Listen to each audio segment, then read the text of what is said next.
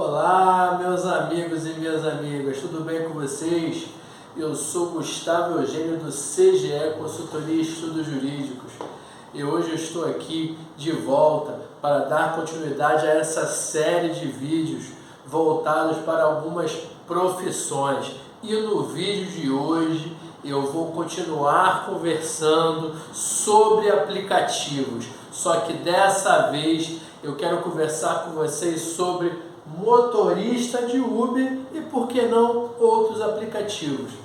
Mas antes de mais nada, pessoal, eu peço que vocês acionem o sino de notificações, peço também que vocês deem um like nesse vídeo e peço também que compartilhem esse vídeo para que outras pessoas também tenham acesso a esse conteúdo de direito do trabalho. Minhas amigas e meus amigos, você deve se lembrar que no vídeo passado eu conversei sobre entregador de aplicativo. Falei sobre o vínculo de emprego, falei sobre duas decisões do Rio de Janeiro e do Tribunal de São Paulo que determinaram a existência do vínculo de emprego, uma vez que preenchidos esses requisitos. Dando continuidade a isso e dando continuidade e percebendo a celeridade nas mudanças na nossa sociedade, eu não poderia perder a oportunidade de falar aqui também sobre motorista de Uber, porque eles também estão enquadrados nessa modernidade, eles se enquadram nesses aplicativos, eles se utilizam também desses aplicativos, e essa é mais uma modalidade que se encontra nos nossos dias atuais. E é isso que nós precisamos entender, como é que a sociedade evolui. E nos últimos anos ela evoluiu de forma muito séria, e temos que entender isso. Olha só, nesse caso aqui é uma decisão do Tribunal Superior do Trabalho, de uma das turmas do Tribunal Superior do Trabalho. Não é súmula, ainda não tem decisões ainda reiteradas sobre a existência do vínculo, mas eu já encontrei aqui uma decisão do TST muito interessante, até porque quem foi o relator dessa decisão é um dos ministros e doutrinadores mais famosos do direito do trabalho, o ministro e professor Maurício Godinho Delgado. Então, eu não poderia simplesmente deixar passar essa decisão. Primeiro, o que o ministro relator Maurício Godinho Delgado, o que ele percebeu?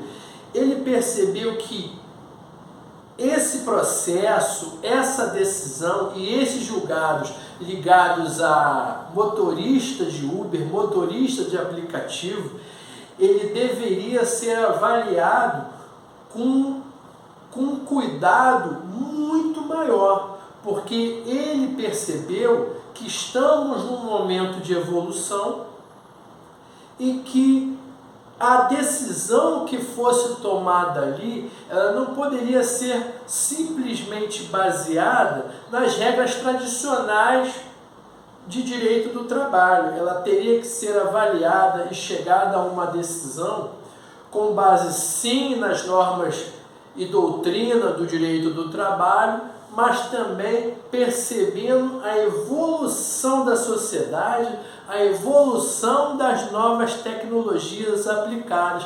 E foi isso que ele percebeu. Ele falou que esses aplicativos de Uber, por exemplo, de outras empresas, eles têm sido colocados para a sociedade no nosso dia a dia, vários softwares instituídos e preservados por grandes empresas multinacionais e até mesmo empresas nacionais. Então não é uma coisa tão simples assim, são empresas de grande porte, internacionais e nacionais. E ele notou também que todas essas empresas perceberam uma oportunidade nesses aplicativos, nessa prestação de serviço, de reduzir o seu quadro de funcionários, reduzir o vínculo de emprego e automaticamente reduzir os seus custos, que é isso que toda empresa sempre busca, reduzir os seus custos. Então, a partir daí, tem que olhar também por esse prisma, que o que ele falou, isso é uma função civilizatória do direito do trabalho, olhar isso não só pelo prisma normativo, mas o que isso irá repercutir na sociedade hoje e para o nosso futuro, e para o futuro dos trabalhadores e da sociedade. Essa foi a intenção do ministro Maurício Godinho Delgado.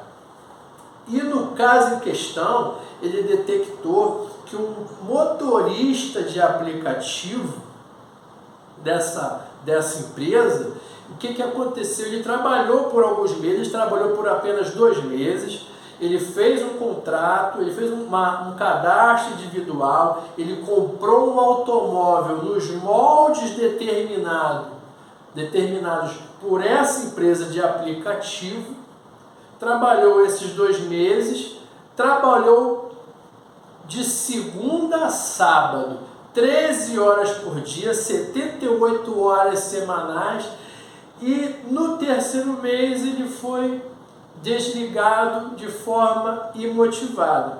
A partir daí, na reclamação trabalhista, dentre outros pedidos, o que ele fez? Ele fez um pedido de vínculo de emprego e, consequentemente, outros pedidos. Se ele está ali falando de 13 horas de trabalho, 78 horas semanais, também está embutido ali.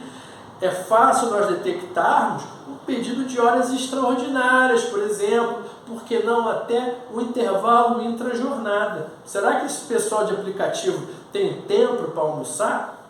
Você sabe muito bem, foi como eu falei no vídeo passado sobre aplicativos de delivery. A base, a tese de defesa dessas empresas é a autonomia, a flexibilidade.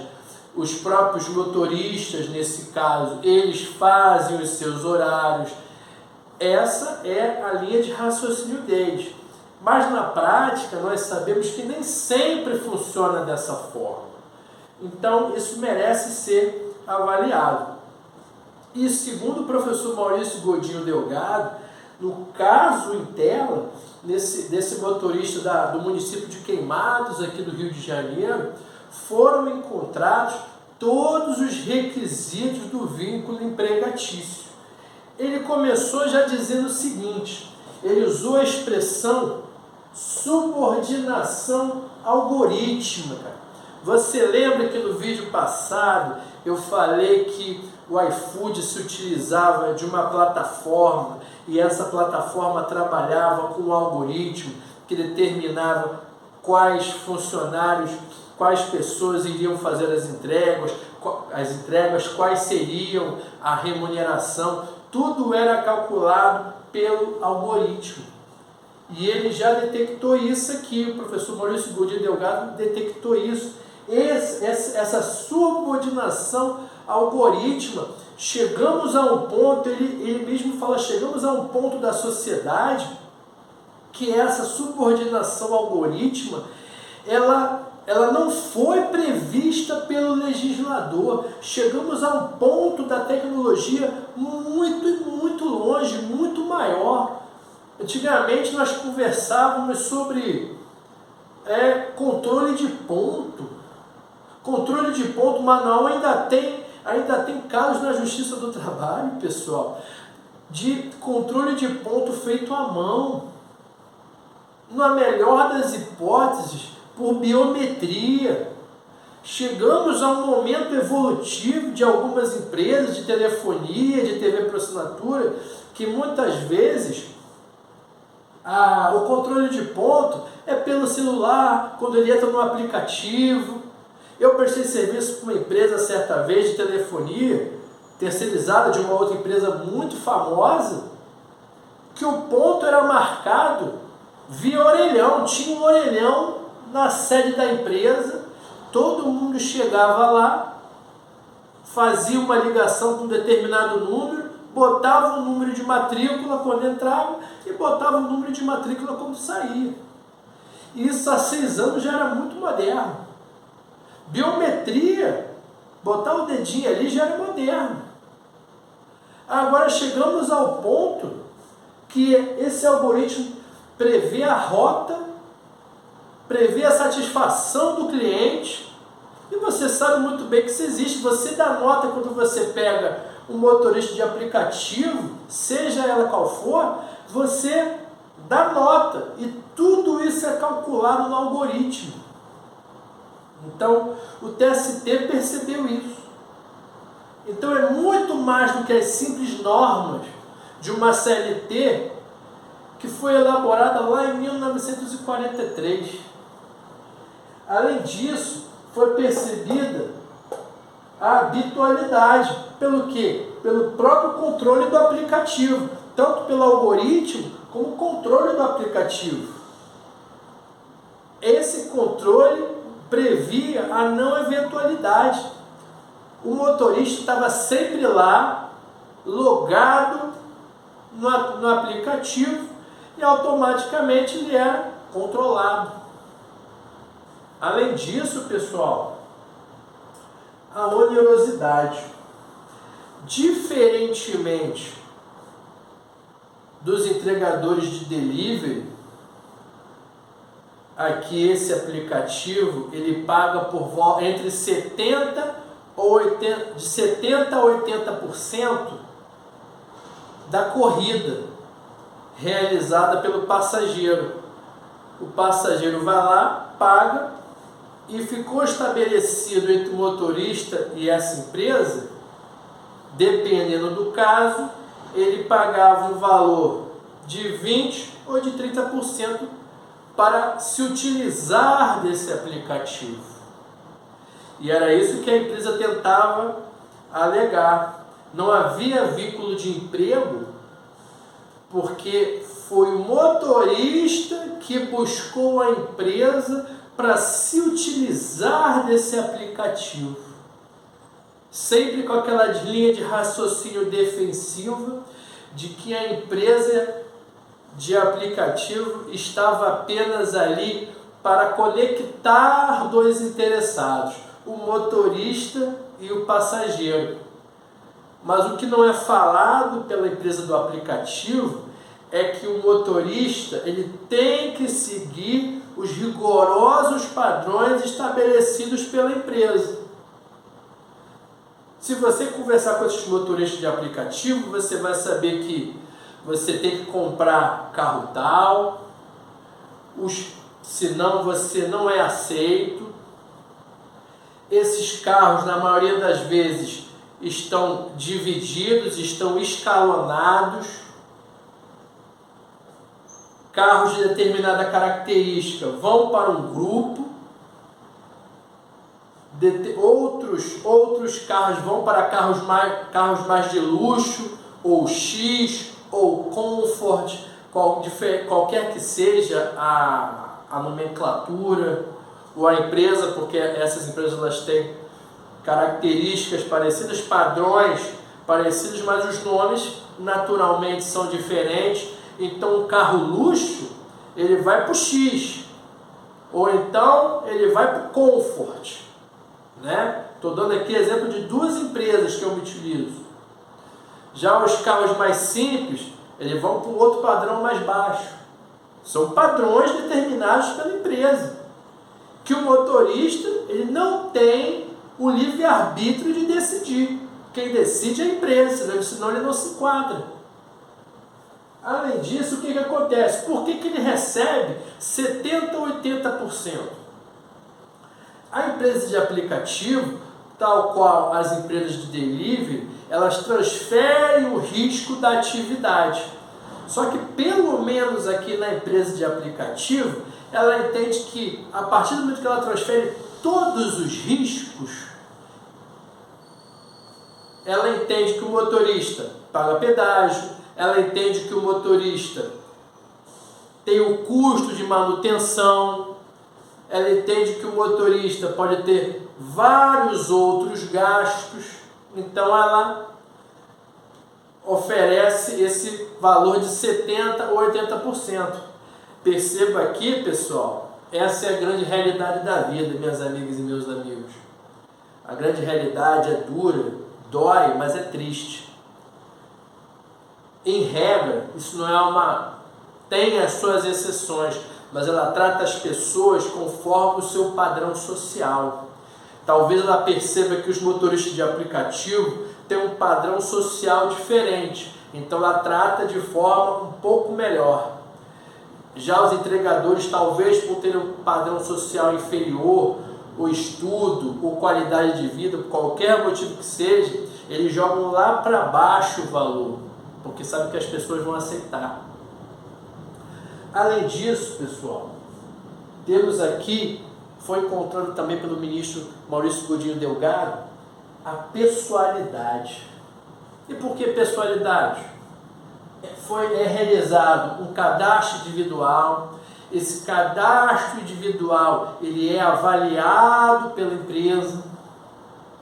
Então quem está fazendo a corrida para você, segundo essa decisão do TST, não é o aplicativo, é o motorista.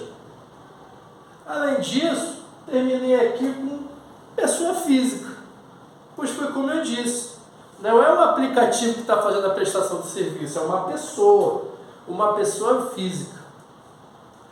Perceba aqui que se você olhar, assistir esse vídeo de hoje e também assistir o vídeo passado, são muito parecidos, têm características muito semelhantes, embora alguns detalhes eles serão diferentes, porque são prestações de serviço diferentes, mas eu quis passar para vocês esses dois temas, porque essa é a nova tendência do direito brasileiro, através da evolução da sociedade, pela atuação por esses novos aplicativos. E olhem aqui exemplos de como nós conseguimos encontrar os requisitos do artigo 3º da CLT, que nos fala de vínculo de emprego. Seja de um lado ou do outro, encontramos essas características. É certo que todas essas decisões são decisões embrionárias, são decisões iniciais, tem muita coisa pela frente aí, mas já percebemos aqui, pelo menos nesse aspecto, nesse momento, uma tendência para um vínculo de emprego. Espero que vocês tenham gostado desse tema, gostado desse vídeo. Peço que vocês dêem um like, compartilhem, e eu desejo a vocês um grande abraço e até a próxima.